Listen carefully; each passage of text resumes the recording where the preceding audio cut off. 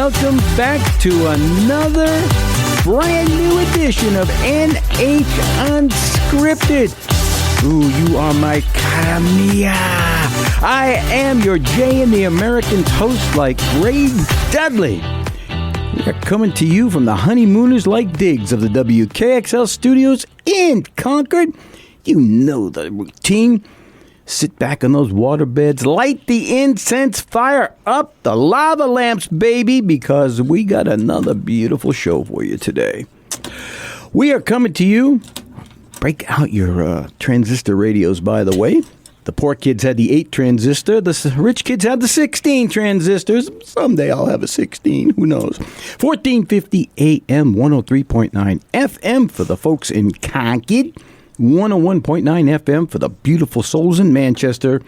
And yeah, we got a URL because we're cool. NHTalkRadio.com is our URL, and I'll tell you some more about that later.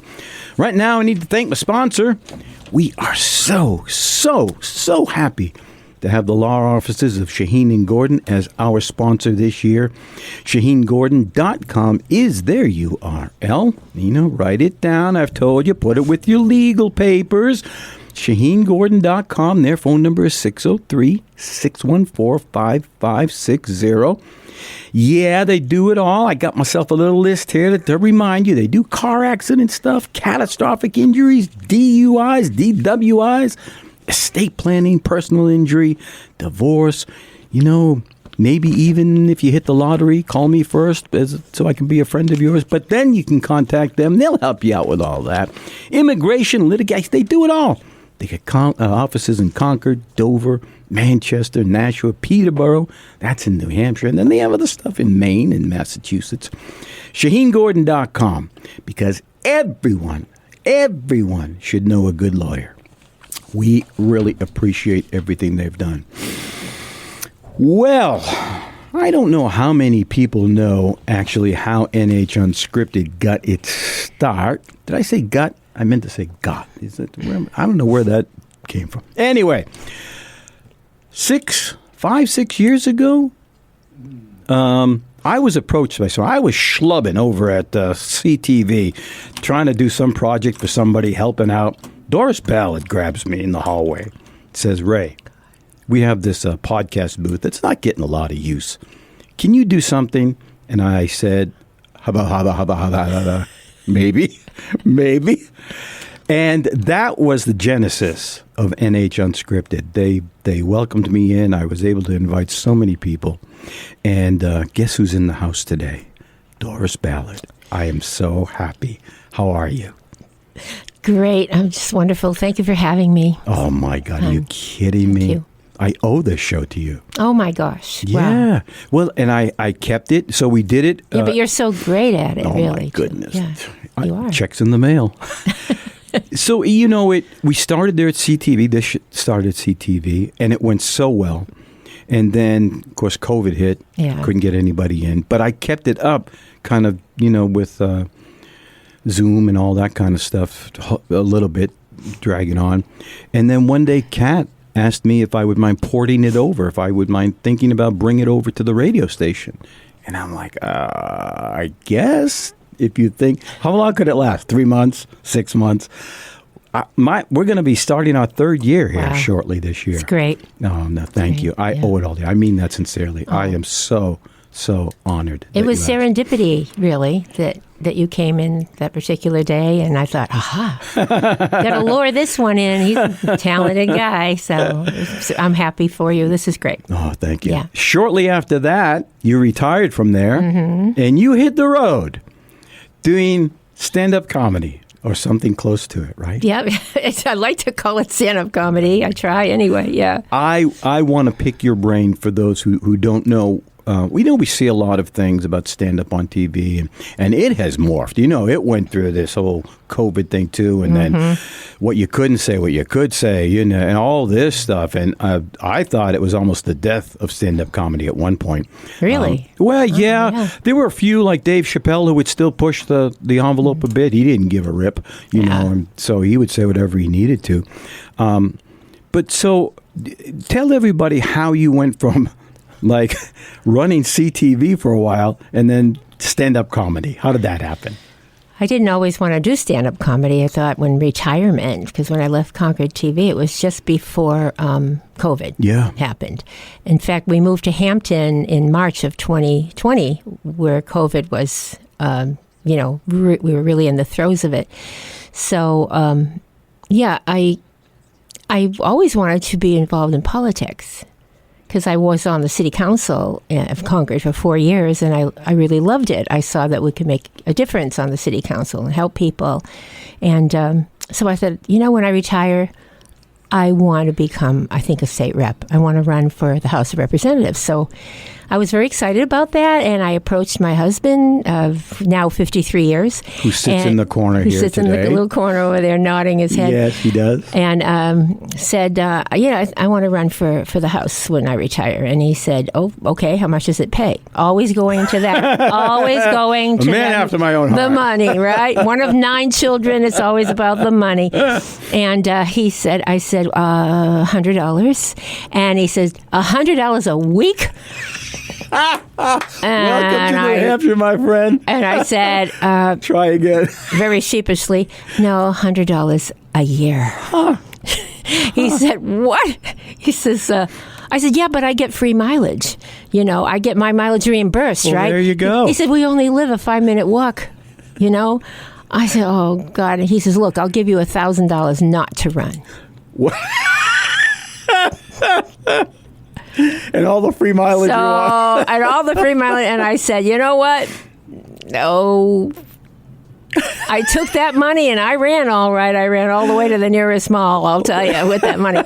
So anyway, yeah. So that's a true story. But except for the mall part and getting the $1,000 part. It was, I didn't really get that $1,000. Should have known. I know. But then I said, well, I want to do something else meaningful. And thank God I did, because the political scene now, which I won't get into, it's not my thing. Thank you. Is I'm bringing more laughter to people. And the way that happened was, well, at that time, Norman and I had done, comedy things over the years, and we had started Laughter in New Hampshire. And I had a great guy, Greg Bogus, who did stand-up comedy shows at the Hatbox at the time. Yeah. And I contacted him and I said, would you like to teach a stand-up comedy class? So we took the class the class was full. It was great. And I was smitten by then. That was it. And that was about, been doing this about 8 or 9 years now. And so I thought, well, I'm going to try to do that, in retirement. And got a lot of support from my husband, which is great. Most people in retirement go to do gardening. Yeah. Well, Not many say, I'm going to hit the road and do stand-up. Yeah, well, and it's a good thing, too. It's a good thing, because they don't need any more people in their 70s doing stand-up comedy. Oh, is it pretty stuffed, that field? Yeah, okay, that demographic's done, huh? We'll get into that. But so that's how it all came about, and I'm happy to say that, and then COVID hit, of course. Yeah. So I had some time to do some writing and some soul searching. We all did at that time. What else was there to do, for me anyway? And so I did some writing and even did a few Zoom things for nonprofits, a couple nonprofits, and for comedy. And then I realized that I wasn't the only one coming out of COVID that wanted to do stand-up comedy.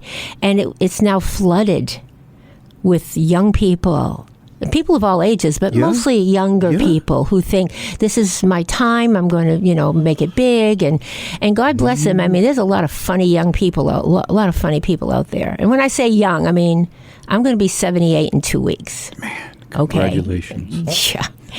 Yeah. You've made it this far. I really look good on radio. Yes, I was going to say, thank you for bringing that up. Look very good on radio.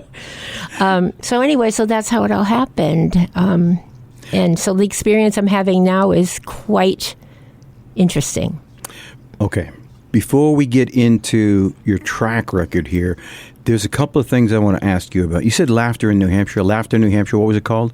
It was called Laughter in New Hampshire. In New Hampshire, okay. Yeah, right. Is that still in existence? No, because of COVID. Got you. All that. We had a comedy club at Tandy's in Concord that was doing really well.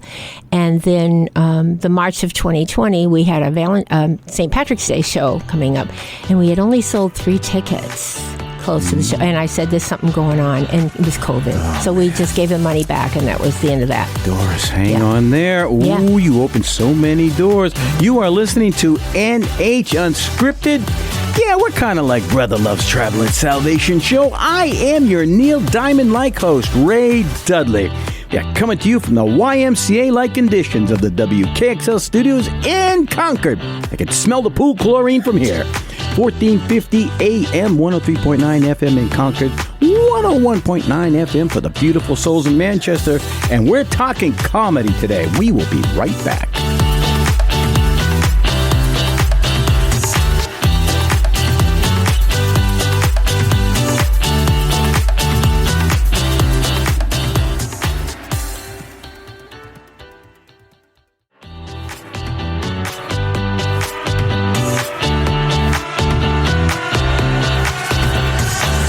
Welcome back to NH Unscripted, where we put a little love in your heart. I am your happy to be out of bed host, Ray Dudley. Yeah, coming to you from the Gong Show-like digs of the WKXL studios in Concord. I am not the unknown comic, but hey, what can I tell you? 1450 AM, 103.9 FM, Concord, 101.9 FM for the beautiful souls in Manchester. And NHTalkRadio.com is our URL. I am happy to be chatting with Doris Ballard while her handsome husband looks on from the gallery. My agent. Doris, you said a couple of things earlier on. So Laughter in New Hampshire was an actual comedy club here that you had started? Tandy's Comedy Club was, but Laughter in New Hampshire was the production company, so to speak, of the shows we did there. Yeah. And you said, and I wanted to use an adjective, you said that you wanted to do something meaningful.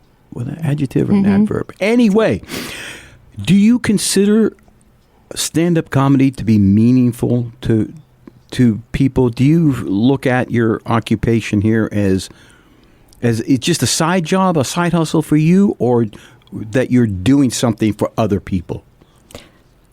I think it's kind of both. Yeah. You know, I mean, let's face it, I didn't make that much money doing it, but if it was about the money, I'd be sorely disappointed. Just before I go on to a show, I mean, 2-3 days before or a couple days before, I'll get all really happy. Why am I doing this? You know, what am I going to be doing this time? And I work myself up in a frenzy, but I do that all the time. But then after I'm on and I feel the love and the connection with the audience, it just feels like, yeah, I'm where I belong. You know, like much what you're doing here. You know, what you do is like, this is where I should be. So, and then with the people, and I thought, well, young people aren't going to relate to me, right? But they're the ones, honestly, that are the most supportive after the shows and come up to me, especially the females. Yeah? They come up to me and go, my God, you know, I sound like their mothers and grandmothers and whatever, but funnier. But no, I hope so. But I guess they think it's inspiring. You know, it's inspirational to them. And I mean, it's a risk every time I go out there and do that. And I feel a lot of love from the other comedians. You know, and I'm learning about how they write and how they perform, and I'm amazed at the talent that's out there. There are a lot of people now trying to make it in stand-up comedy. Yeah? Yeah. Have you seen the show Hacks? Oh, yes. I love her in that. I'm in the middle of season 2. Love her in that. What a crazy show. Yeah, it's great. It reminds me so much of what you're doing. Yeah. And I don't think a lot of people... I have so many questions for you. I want to talk about a little bit about the work that goes into it and your gut feeling. You mentioned being nervous. I certainly get that. And when you wrote your first, if you can remember, when you wrote your first kind of session or routine, and you were about to present it for the first time, so it's unseasoned, nobody has heard. How nervous were you at that point? I have got to, and maybe I'm wrong, but I would have been frightened to death to step out. It's bad enough that you're saying you're doing comedy, but this is stuff you have written. This is you. So any comments that come back are literally about you because it's your material. So how was that when you first went out there? Once you hit the stage, you're a performer. Yeah. Right? Once you hit the stage, all bets are off. You just go. Okay. You just go with it. And I try to feel the energy of the people before I even go on to see who's in the audience and, how drunk young, or high they old, are. male. Right. And so I'm just, once I hit that stage, it's whatever happens, happens. I have my routine. If it works well, great. But I've kind of follow the audience a little bit and their energy. But that's all I can say is I get nervous before. Trying new material is difficult. I can imagine. Very difficult. And that's why I go a lot to the Winner's Circle in Salisbury, Mass. They have open mic. Yeah. And I try to go at least once a month to try new material. But most of the time, a lot of people that are there at the open mics are all comedians. Oh. Trying new material. So it's hard to judge if the material works or not. I just tried some new material recently at McHugh's Roundabout, and I felt it went flat, but I don't want to give up on it because there were only 8 people in the audience. Yep. So that's a big difference. Sure, not a big sampling. Right, exactly. So I might tweak it a little bit, but I stick with what works for me. Yep.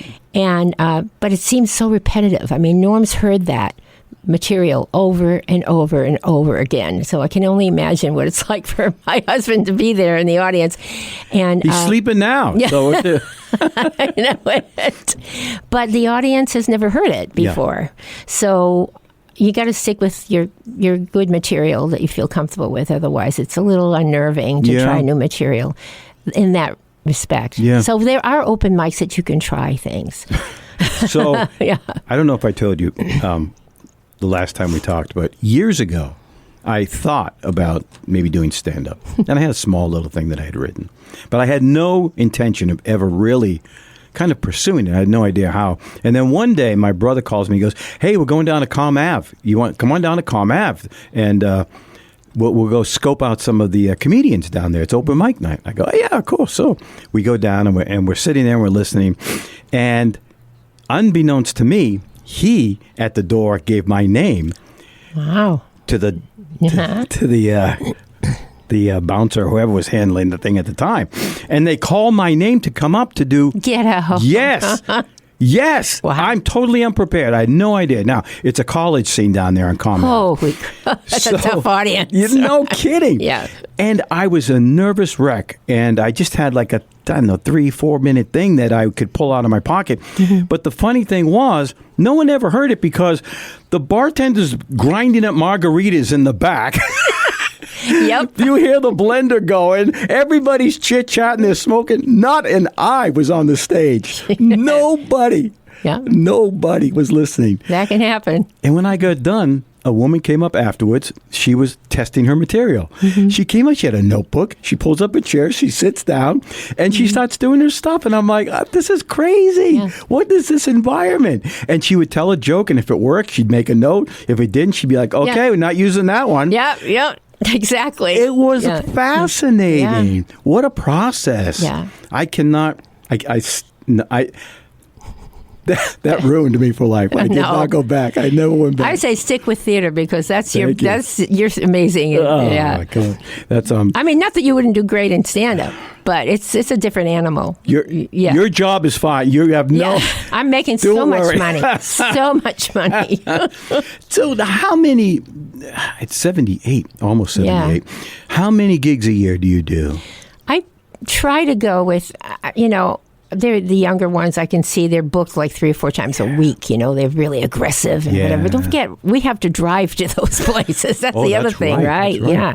And so I try to go at least twice a month. It doesn't seem like a lot, but it just keeps me in the game and keeps my name out there. But sometimes I've had 3 or 4 in a month. To me, that's a lot. Yeah, I know the feeling. Because like I said, you have to drive to these places. And I'm not going to hook a ride with a young guy. Say, hey, you think you can bring me to this club? Yeah. Although I might, can I bring my husband with you? With me, right? So you use him as an Uber? Yeah, Is that basically what you're saying? But I do a lot of writing, too.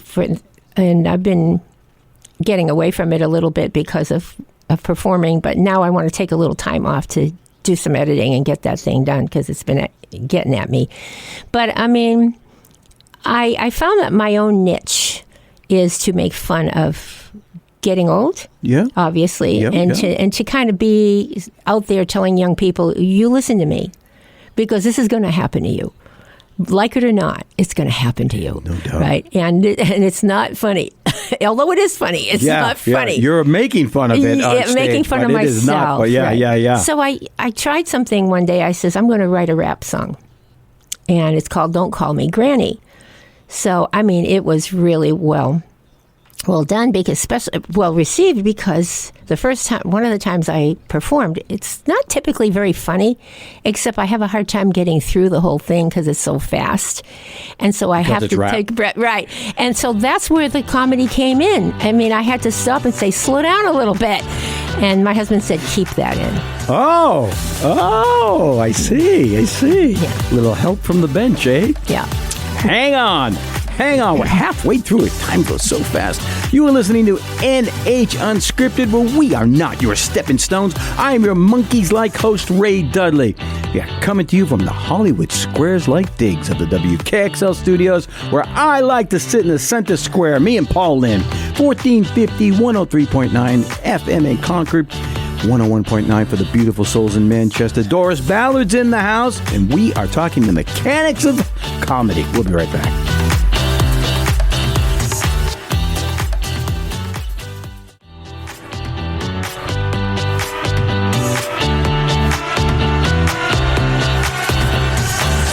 Welcome back to NH Unscripted, where we're just sitting around smoking cigarettes and watching Captain Kangaroo.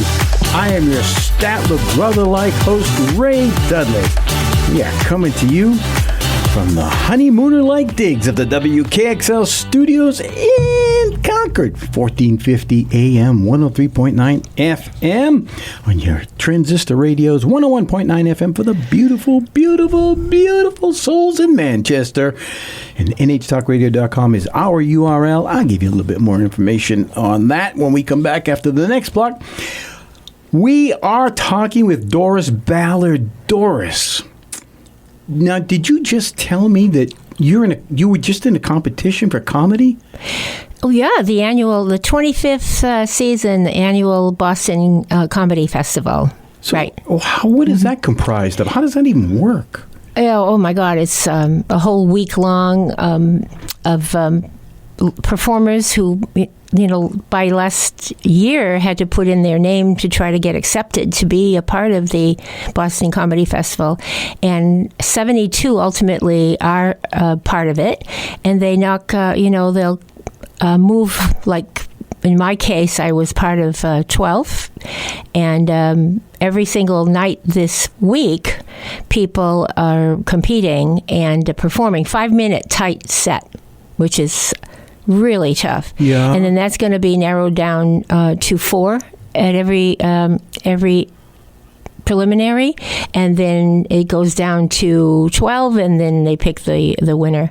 And that should be by Saturday. We'll know who it is. Yeah. Help me out here. How is... I always thought comedy was very subjective. How do they judge something like that? Well, it has to be difficult. I would think. Yeah, it has to be. There has to be something, I think, that I don't know who the judges are. They don't tell us, but it has to be something that just makes them feel like that could be the next big star in comedy. Yeah. Really. That's what they're hoping, because there have been a few who've gone on to to be on, national TV shows. So I don't have the information in front of me, but people can go look at Boston Comedy Festival and get all the information. So the pool of talent, are these folks who want to, they're up and coming? They're like not already known or how? What? For the most part, right. And they, you apply, and there's a deadline. I applied in the end of last year, and you have to send a video of your routine, and they either invite you to be a part of it or not. And some people have been more than once. They didn't move forward, but they're not giving up. They're learning, getting better. That's what I have seen anyway. But I was there with 11 others. It was at the Comedy Studio in Harvard Square, which was a really cool location. Some of the others performed at other venues in Boston, but my preliminary was there. And I was clearly the oldest person probably in the room, much less. But it was a blast. I mean, I met someone who came from New York and someone who came from L.A. What? Young Just person. To be in the festival. To be in the festival. So apparently a lot of young people go to different festivals across the country. And I think it's great. It's a wonderful experience if they don't. I had no idea that even existed. I know. It's really exciting. So you mentioned that you have to, you called it a tight 5-minute spot. What makes that difficult then? Why can't you just take 5 minutes of one of your regular routines and stick it in there? The way I feel is you have to put in a lot of jokes that are quick and, and within 5 minutes. So that's you can't tough. be waiting for an audience to laugh and all of that. Well, you do. You do. Hopefully. And they were very, very, this audience was amazing. So you have to kind of plan that in. And you get a light at 4 minutes, and then at, depending on where you're performing, you do get a light. You have to be right on at 5 or under, or they take a little away from, the judges will take a little bit of points away. Wow. Yeah. So were you nervous? Was I nervous? I was a wreck the whole day long, right? Until I get on stage, I was pretty much a wreck. We went out to dinner before. My husband came with my daughter, and her husband came with us and brought us there, actually. And they were eating dinner beforehand. I couldn't eat anything. I couldn't have either. I'm with you. That's insane. But after... Right? Yeah. I mean, look out, because I'm going to eat and drink whatever I can after it's over. Yeah. When you're done with a set, do you have that? So the adrenaline kicks in initially, right? Before exactly. We all have that. Yeah, you know that when you get on stage. And you're pumped and your heart is just ready to burst. You have that deflating afterwards. So that's only a 5-minute stand. But I imagine after you're done with that, coming off of that, because the pressure and all. Did you have that let down after oh my God, I can't believe, and then the think back about I should have said this, I should have done that. No, I was so prepared for it that. Good for you. Yeah, you have to be for that. I'll bet. And the timing is what makes me nervous. I'm much more comfortable when I can be up there for 20 minutes, 30 minutes, and just having fun with the audience. But this is tough for me. Where I have to stick to what I can, the funniest stuff I can find within 5 minutes, and I think that's a challenge. But boy, a lot of these young people everybody was great, and the audience was really laughed at everything. So they were very, and after it was over, I know I wasn't moved forward. I would have been very surprised if I had, but I would have been thrilled, but surprised. Yeah. But I think a few people came from the audience and said they loved what I did, and that's so really cool. And that happens quite often, and I think a lot of it is because of my age. Yeah, they're probably a little bit surprised. Yeah, good for you. That I'm still standing. Able to. I get that look a lot myself. Yeah, but honestly, I don't think it's as frightening as being in a play. Really? Because people depend on you to come up with the right the right cue words. Right? Yeah. But you're out there by yourself. No, it's, to me, being in a play is really exhilarating, but it's hard at my age because people depend on me to say the right things. Whereas with comedy, as long as I put in the punchline and the joke, it's fine. The words are a little bit not exactly the same every time. Yeah. And even if the audience is different, I will kind of adapt a little bit of it to the audience. But you can't do that in a straight play. Boy, that's the truth. Yeah, you have to stick to the script. Did you get a chance to sit and listen to some of the others? Yes. Did? Oh, yeah. Anything impress you at all? I thought, I can hold my own to these. I'm different. I'm glad you said that. Yeah, we're all different, Yeah, yeah. But I think the judges are looking for, if it were me, if I were a judge, I'd be looking for the next star. Yeah. Yeah. And quite honestly, if I'm alive next week. Jeez. God almighty, I believe she said that. I'm being honest, right? I guess. Okay. Oh, my God. But it was a great experience. Yeah. It really was. Yeah. Yeah. Since we're talking about creating material and stuff like that, I wanted to talk to you a little bit about, for people who are thinking of moving into comedy, stand-up in particular, let's say younger folks, looking back now over the years you've been doing it, what kind of tips would you give them for fleshing out material, and what's kind of accepted nowadays in the atmosphere? Because I would imagine if you're just thinking about doing stand-up, where would you even start? Do you have to be thematic? Can you just be all over the board? Any tips?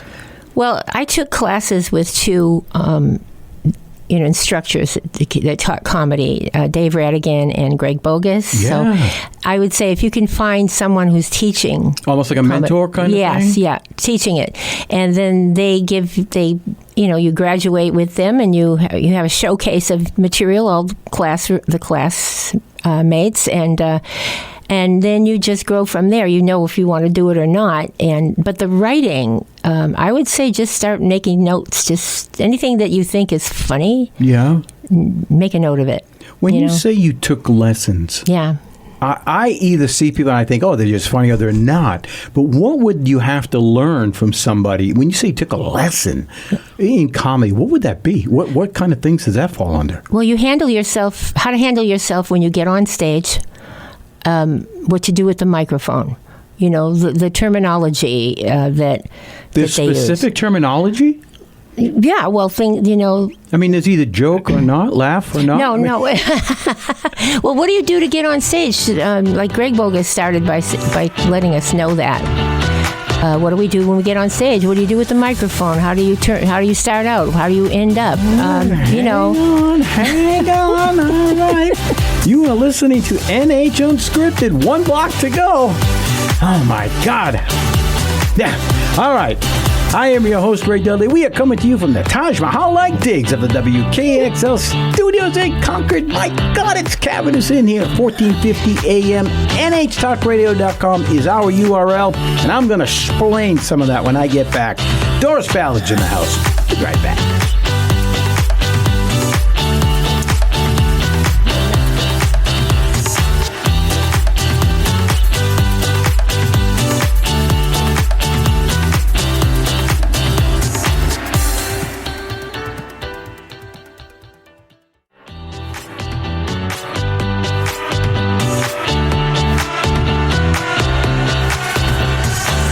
Welcome back to NH Unscripted. We are a friendly stranger in the black sedan. Yeah, I'm your Ides of March-like host, Ray Dudley, coming to you from the spa-like conditions of the WKXL studios in Concord. Yeah, a little lower there, a little lower. Yeah, sorry, I'm in the middle of my massage. 1450 AM, 103.9 FM in Concord. And I said we had a URL. NHTalkRadio.com is where all the cool kids are hanging out. There's a link out there that you can click. You can listen to whatever's happening here 24 hours a day live, or you can catch this show, which comes out every Wednesday and Friday mornings at 9 a.m. I know you like to listen to me in your car, but hey, say you can't. You can go out to NH.talkradio.com, 2, 3 in the morning, get your little cup of warm milk and some cookies, and you can pull up the archives of this great show. Should be award-winning. We'll get to that at some other point. Doris Ballard is in the house. So, all right, let's skip comedy for a little while. And you said that you've been writing? Mm-hmm. Yes. Not jokes, but no, something else. I've been writing my memoirs from like third grade. From all the way back to high school. To high school. Yeah. What I can remember. I'm lucky I can remember high school. So what made you decide to pen all of that out? I had been aware of how comedy has helped me get through some of the challenges in my life. And I'm not alone. A lot of comedians, have had issues that have made them great comics because they've taken their pain and they found a way to be funny and make it, so it's very therapeutic for them. Oh, absolutely, right. And so that's why I wanted to put that down, at least for my children and grandchildren, and show them that no matter what happens in your life, if you have a sense of humor, it helps you get through a lot. If you have that perception and that you look at everything with a little bit of to look at it comedically, this is funny. I mean, life is, even when it's very serious, can be really funny. Yeah, I'm guessing like Sam Kinison then must have had exactly. some Sam real Kinison. issues. Oh, there were a lot of them. I can't imagine what his background must have been like. Yeah. So, as you're penning this out, do you have a title? You have a working title? It's called... Grooving in the Grass. Yeah. Say 5 Hail Marys. Yeah, say 5 Hail Marys. Oh, that's hilarious. Yeah. Well, I don't remember that. That was the title of a show thank you. That was the title of a show that I produced a year and a half ago at the Hatbox Theater, Say 5 Hail Marys. That was pretty much based on what the book would be about. So it's going through, grammar school, high school, and where I wanted to be a nun, and then I got into boys, and then let's forget that. Yeah, there goes the nunnery. Yep. Yeah, so my father was a gambling addict and alcoholic. My mother was agoraphobic. And, so, I mean, wonderful mother and father, but challenges. And so I learned how to flip my thinking into finding the funny in a lot of it. My goodness. Is it, are you able to write freely? Is it coming does it just flow? It may be incorrect. It's what I remember today. That's okay. It's what I remember of it today's today. Truth. Right. I wonder if a lot of that kind of stuff is from that day. My mom had my mom had 3 electric shock therapies. Oh, my gosh. Yeah. Oh. Suffered from depression terribly. Exactly. Right. She was on all Valium and everything that they would give them. My mother was on Valium, days. yes. So right. I hate to say that maybe it was a generation or whatever was going back in that It could have been. Could have been, yeah. So are you happy with the way it's going? Do you have a format and all that? Yeah, I've written it. Now I'm just in the part of editing. Yeah. And, you're all done with it and you're editing? Yes, pretty much. I'm editing it, and I'm looking for an editor to try to really hone in on the writing skills and the writing of it. And then I probably will self-publish. Yep, good for you. Yeah, I mean, I've had, I've been looking into this for 2 years, right? Have you ever written anything else? Well, no, not really, no. I wrote, things. Your jokes. Yeah, in school, and writing jokes is hard. Yeah. It's really hard. Really? Yeah, for me it is. Well, why? Because you just have to find the right rhythm. You have to find the setup and the the punchline. Yeah. And every single word, it can be, if you use a different word in a sentence. Yeah. Makes it funnier. So I mean, I've been learning that, and doing a 5-minute routine, I learned, I have to cut this sentence down. Oh. I have to maybe add that word, that name. The first class I ever took in stand-up comedy was with my daughter. Mm-hmm. We took it in Maine. Together? Together. And we took it in... you went all the way to Maine? All the way. Oh, this was 30 years ago. Yeah. And it was $150 a person, and my daughter and I saved money, and we did a duo. You did? We did a mother-daughter duo. Yeah. She was very funny. So... Yeah. So we did that. That was the first time I thought, wow, I could do this. And by that time, I was still doing theater. Yeah. You know. So it was there all along.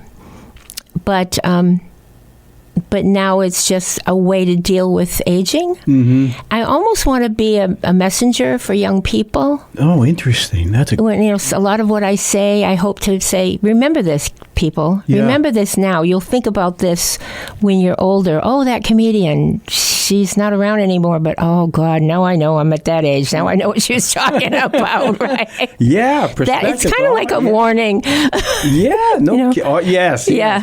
Yeah, or a tip-off. Yeah, watch out for this exactly. pothole ahead. Yeah, but writing is tough. If you listen to George Carlin, for instance, everything he did was exactly the same from one to the other, and each word was was emphasizing what he was trying to say. Yeah. So it's just an art that's not that easy to. I'm a lot more flexible because I never know if I'm going to remember everything. Besides, I remember the gist of it. Yeah. But it's interesting when you talk about how words can change things. I loved Stephen Wright and his perspective, right? He would take words, sentences or phrases we use every day. Yeah, yeah. But he came from a whole different perspective on that phrase. Yeah. And created a heck of a career. I know, but I know one, Drew Dunn, right now. I saw him about 10 years ago when I performed in Nashua, one of the first times with Greg Bogus's club. And he performed. He was young, maybe 19 at the time, 20. He was young, married. He's really been working hard at it, like 8 or 9 years later. He's all over the country. And now he's opening for some of the bigger talent, I see. But I'm waiting for him to break out. I mean, it's not everybody. Mike McDonald from Boston is hilarious, and he is still in demand around New England, but he never really cut through and made it big. But he performed with a lot of. He did perform with those who did. Luck? I think it's a combination of luck, networking with the right people, being at the right place at the right time with the right material. Yeah.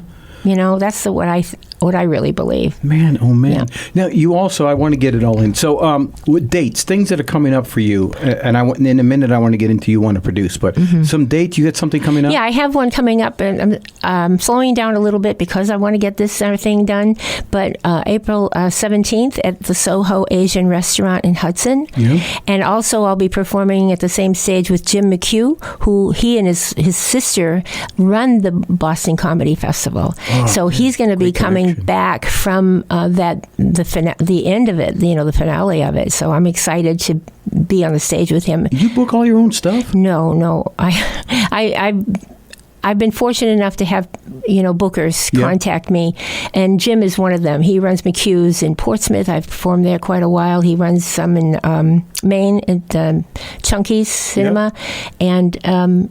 But he's great, and he's been on cruises. He's performed. He's big time. Yeah, Yeah. You travel with Greg Bogus? I haven't.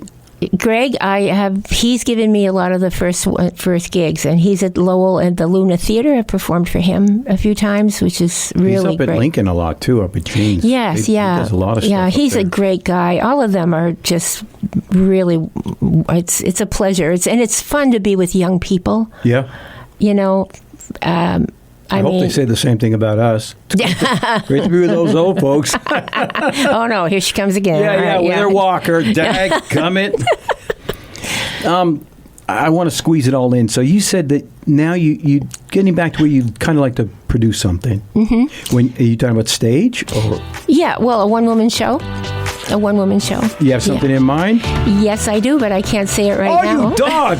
That's all the time we have. I can't believe you're going to hang us right there.